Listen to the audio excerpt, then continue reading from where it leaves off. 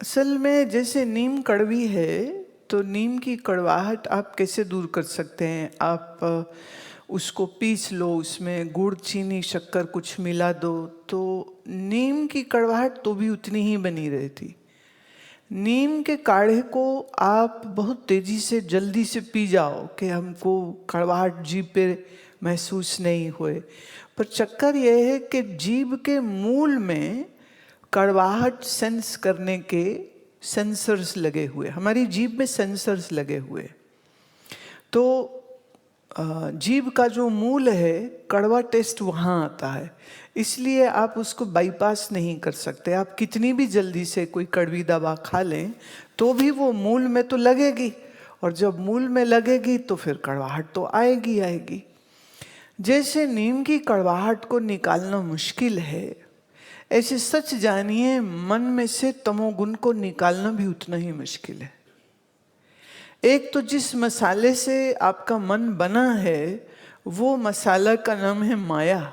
माया मतलब जो है नहीं और प्रतीत हो, जो है नहीं और प्रतीत हो। वेदांत में ये माया की परिभाषा है, जो हो नहीं पर प्रतीति हो।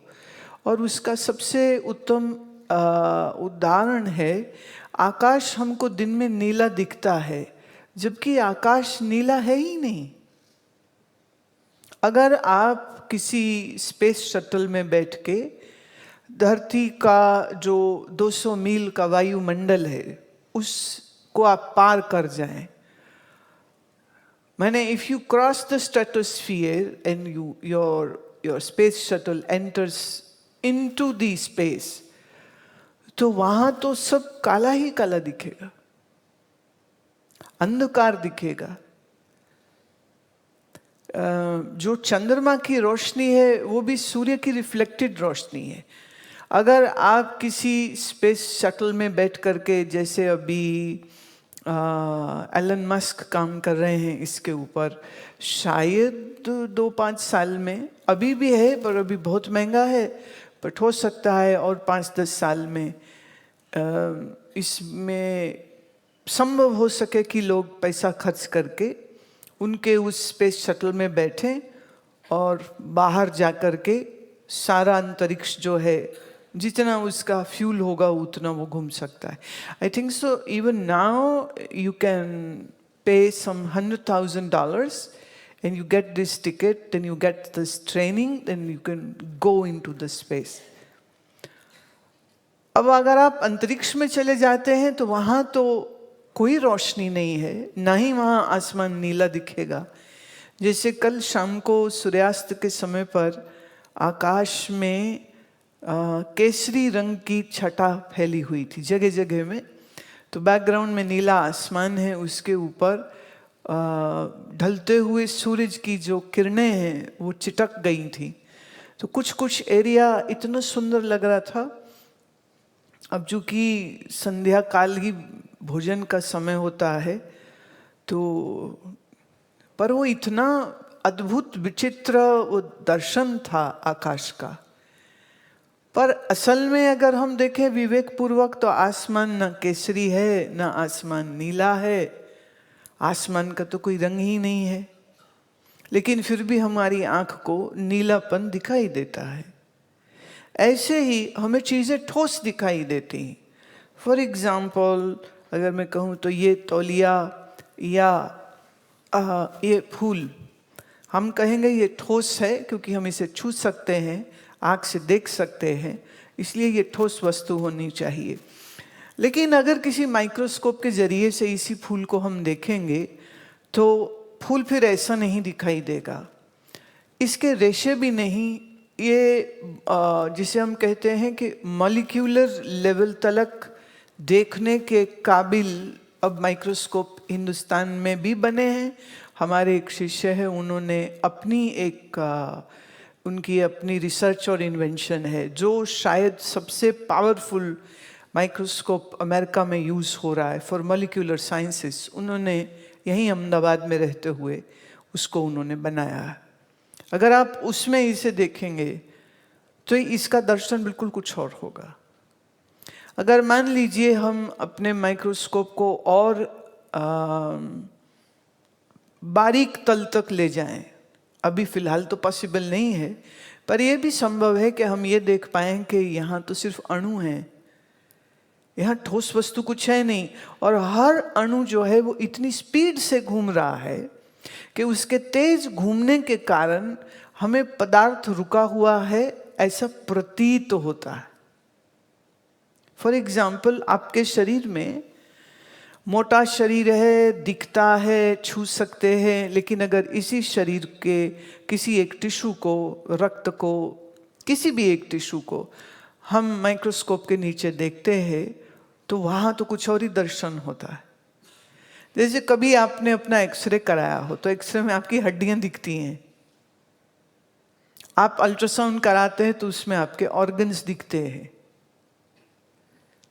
उसमें तो शक्ल भी नहीं दिखती है। सिर्फ अगर किसी के जैसे फेस रीजन में या हेड में कोई सीटी हुआ हो या एमआरआई हुआ हो तो वो ढांचा जो दिखता है खोपड़ी का, असलियत तो वो है ना तुम्हारी। तो ऊपर से चमड़ी और बाल निकाल दो तो सब खोपड़ियाँ एक सी, तो कौन कौन है यही नहीं पता चलेगा। तुझे तो ईश्वर की कृपा है कि मैंने इसके ऊपर मांस भी है और चमड़ी भी है, बाल भी हैं, इसलिए सबकी शक्ल अलग हो गई, नेत्रों के रंग अलग हो गए। लेकिन अगर सिर्फ ढांचा हो तो अच्छा, अब इस हड्डी के ढांचे को भी अगर हम मॉलिक्यूलर लेवल पर स्टडी करेंगे तो अंततः जो लास्ट जो बचेगा टिश्यू उसको हम कहेंगे XY क्रोमोसोम। अब अगर उस क्रोमोसोम का ग्राफ या पिक्चर आपको दिखाई जाए और कहा जाए कि इससे शरीर बनता है, तो आप कहोगे भाई ये तो बड़ी अजीब सी चीज है, ये क्या है। भाव क्या कि जिसको हम ठोस जगत कह रहे हैं असल में ठोस कुछ है नहीं। अणु है तो वो बहुत स्पीड से घूमते हैं, चलते हैं।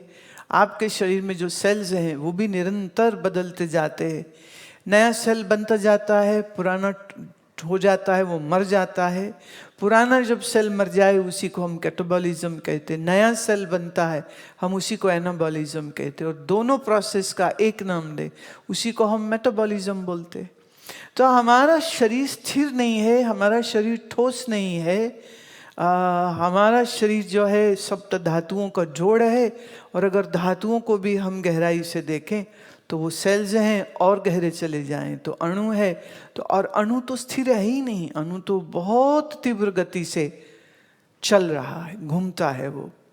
अब वो स्फेरिकल घूम रहा है, इट्स अ पार्टिकल और इट्स अ वेव और it's what, scientists are still not very sure about it. So they have two different theories and they are changing every day. तो हमारा शरीर स्थिर है नहीं और हमको स्थिर दिखता है। संसार स्थिर है नहीं, संसार हमको स्थिर दिखता है। अजब बात। तो अगर वेदांत ये कहता है कि जिस जगत को तुम देख रहे हो वो माया है, तो वेदांत कहाँ गलत कह रहा है। चाहे वो आइंस्टाइन हो या आइंस्टाइन के बाद के जितने वैज्ञानिक हो, चाहे वो आज के जापानीज क्वांटम फिजिसिस्ट है मियाको, पर जब वो बात बोलते हैं तो उनकी बात क्या है, वो कहते हैं संसार में कुछ स्थिर है ही नहीं, ठोस कुछ है ही नहीं, और दूसरे जो तुम देख रहे हो वो तुम्हारे अपने ही मन की प्रोजेक्शन होती। असल में यहां स्थिर कुछ नहीं, सब बदलता जा रहा है। और किसकी वजह से बदलता जा रहा है उसको वो कहते कॉन्शियसनेस, चेतना। चेतना से सब कुछ हो रहा है कुछ नहीं पर फिर भी हो रहा है कुछ नहीं फिर भी सब स्थिर लग रहा है कुछ नहीं फिर भी है दिख रहा। जैसे ये फूल होने से पहले किसी बीज के अंदर छुपा हुआ था।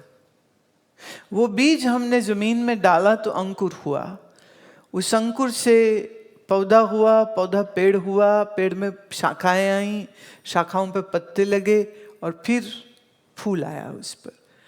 तो ये बीज है कि फूल है। अब इसी फूल के अंदर फिर बीज है,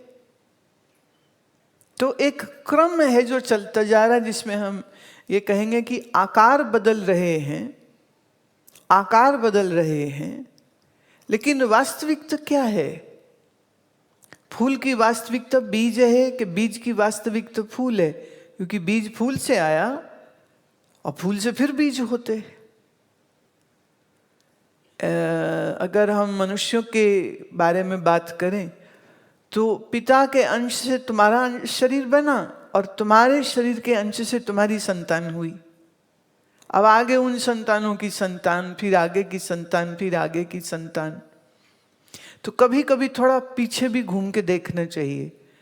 मैंने कभी किया तो नहीं है, पर सुना है कि हरिद्वार में जो पांडे हैं उनके पास वो सबके रहते ना, अपनी अपनी कम्युनिटी और जाति के पंडित होते हैं, तो उनके पास लेखा होता है 6 पीढ़ी का, 8 पीढ़ी का, 10 पीढ़ी का। अब मान लो वो 10 पीढ़ी पहले जो मनुष्य था, आपका पिता माने आपके जो पूर्वज थे, तो क्या उनको मालूम था कि शैली नाम का एक उनके घर में एक संतान होगी? या तुम कह सको कि तुम्हारे आने वाली संतानों के आगे क्या होगा, तुम उसके बारे में कुछ नहीं जानते हो। भविष्य बहुत अज्ञान से भरा हुआ होता है। जो अभी है शरीर, हम सिर्फ उसको जानते हैं, या दादा दादी या नाना नानी, इससे ज़्यादा क्या कोई कोई ने, जैसे इस शरीर ने अपनी परनानी को देखा है, इस शरीर ने माँ की दादी को भी देखा है। उनकी लंबी आयुष थी और बहुत अच्छे स्वस्थ शरीर थे उनके, लेकिन उसके पहले कौन थे मालूम नहीं, क्या थे पता नहीं, आज कहाँ हैं पता नहीं। तो जो मर चुके हैं वो अब कहाँ हैं मालूम नहीं, जो जिंदा है हमें तो वही दिखते हैं ना। बट इसका अर्थ ये तो नहीं है ना कि शरीर से पहले तुम्हारा अस्तित्व नहीं था और शरीर मर जाएगा तो उसके बाद तुम्हारा अस्तित्व चला जाएगा। तुम तो बने रहते हो। ऐसे ही इस शरीर को हम मैं मानते हुए जब जिंदा रहते हैं, जब जीते हैं, तो इसमें 5 ज्ञानेंद्रियां लगी हैं। उसमें सबसे ज़्यादा जो तड़पाती है इंसान को वह उसकी आँखें। आँखों से जो जो देखता है उसे लगता है ये भी मुझे मिल जाए, ये भी मुझे मिल जाए, ये भी मुझे मिल जाए। कान से जो सुनता है जिन चीज़ों के बारे में, वो चाहता है वो भी मिल जाए। जीभ से जो चीज़ चखता है और फिर सुनता है, अच्छा ऐसी स्वाद चीज़ें होती, ऐसी होती, फिर लगता है ये भी मुझे मिल जाए। क्योंकि वो सब वस्तुओं से सुख प्राप्त करना चाहता है, सब विषयों से वो सुख प्राप्त करना चाहता है। हमारी अंतरिम इच्छा जो है ना, वो सुख पाने की है। ये सबकी है, किसी ने सिखाई नहीं है, किसी स्कूल में नहीं सिखाते। जैसे 2 multiplied by 2 is 4, ऐसे किसी टीचर ने नहीं सिखाया। All the students now you should from today onwards always hope and wish that you should be happy. No teacher is tutoring this. No parents are saying this to children. And yet every individual being is hoping and yearning to have happiness, to have joy. वो जो सुख की आशा है ना हमारी, वो सुख की आशा हमको चीज़ों के पास ले जाती। इससे सुख मिलेगा, इससे सुख मिलेगा, इससे मिलेगा, इससे मिलेगा, इससे मिलेगा, इससे, और यही हमारे मन की भटकन है। आप जिसको वासना कहते हो, मैं उसको सुख पाने की चाह कहती हूँ। आप कहते हो कि सुबह के बाद मन में अंगड़ाइयाँ लेकर के इच्छाएं और वासनाएं आ जाती हैं जो पहले नहीं होती, या सुबह जब अभ्यास कर रहे थे तब नहीं थी, जब आप प्राणायाम कर रहे थे शायद तब नहीं थी, पर बाद में फिर एकदम से अभी ये भी चाहिए, ये भी चाहिए, ये भी चाहिए। जो चीज़ मिल जाती है उससे मन सुखी हो जाता है, जो चीज़ नहीं मिलती है उसके लिए मन रोता रहता है। सवाल इसका नहीं है कि क्या हो या क्या ना हो, पर चाह एक ही है कि सुख मिले। अच्छा, जैसे कोई सोचता है, एक बार एक सज्जन मुझे मिले थे मुंबई में, तो उनका परिचय मुझे ये कराया गया था कि ये वो हैं जो किसी अंबानी को अंबानी बनाते। मैं मतलब वो बहुत one of the excellent minds, business opportunity, profitability, valuation, equity, ये सब चीज़ों को समझते। तो वो एडवाइस देते थे। कभी वो शायद किसी बैंक के हेड थे, लेकिन फिर वो फ्रीलांसर हो गए तो एडवाइस दे। तो मुझे परिचय करा ये वो। मैं अच्छा, बहुत अच्छी बात है, क्योंकि मैं क्या करूं, मेरे लिए बहुत बड़ी बात है, निश्चित देश के लिए भी शायद बड़ी बात होगी, बट मेरे लिए व्यक्तिगत ये बड़ी बात नहीं है कि तुम्हारी बैंक अकाउंट में कितने पैसे हैं। उससे क्या लेना देना। और सच तो ये भी है, मान लीजिए किसी का घर 50,000 स्क्वायर फीट का हो, 50,000 स्क्वायर, 1 लाख स्क्वायर फीट का घर हो, तो वो रहेगा कितने हिस्से में? 300-500 स्क्वायर फीट। तो बाकी जगह में क्या होता है? उसका सिर्फ अहंकार होता है कि ये मेरा है। मुझे याद है एक बार हम दार एस सलाम गए थे, तंजानिया का कैपिटल। तो मुझे जिन्होंने वहाँ बुलाया था वो एक गुजराती हैं और उनकी हीरे की खान थी, और उनका घर समंदर किनारे, घर ही में 2 शायद स्विमिंग पूल थे, कमरे कितने मालूम नहीं, क्योंकि वो बेचारे खुद ही थोड़े कि पता नहीं 20 हैं कि 25 हैं, बस इतने तो हैं। और वो पूरे इतने बड़े जगह में अकेले रहते थे। 20-25 नौकर थे उनके। क्या हुआ उनका व्यक्तिगत, मेरी आदत नहीं पूछने की, हम तो जितने काम के लिए जाते हैं अपना काम किए। व्यक्ति बड़े अच्छे थे। तो ये बात तय है कि आपके पास 2 लाख 5 लाख स्क्वायर फीट का भी अगर कोई महल है, तो आप पर्सनल यूज में कितना हिस्सा ले आएंगे? 200। अच्छा, उसमें भी आप पलंग में बैठेंगे या कुर्सी में बैठेंगे तो कितनी जगह बैठेंगे, तो कितनी 3x4 लेटते हैं तो कितनी बेड 7-6 फीट के होते हैं हमारे यहाँ, इससे ज़्यादा तो बड़े हैं नहीं। तो आदमी की जो जरूरत है ना वो बहुत कम है। ये जिस बच्ची ने हमें लिखा कि मुझे करोड़ रुपया चाहिए, ये बच्ची नहीं मांग रही, उसके आसपास ऐसी बातचीत करने वाले लोग होंगे, संभव है उसके माता पिता।